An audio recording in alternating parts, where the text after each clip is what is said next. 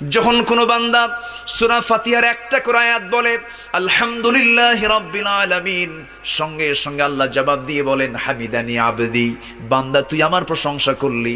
আর রহমানির রহিম যখন বলে আল্লাহ বলেন আসনা আলাইয়া আবদি।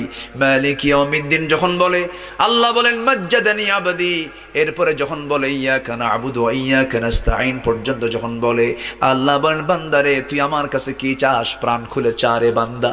ইহদিনাস সিরাতাল মুস্তাকিম থেকে শুরু করে নিয়া ওয়ালাদ-দাল্লিন পর্যন্ত যখন বান্দা বলে তখন আল্লাহ বলেন বান্দা নামাজের মধ্যে এমন প্রেমের খেলা খেললি বান্দা, তুই যা চাইলি সব আমি আল্লাহ কবুল করলাম।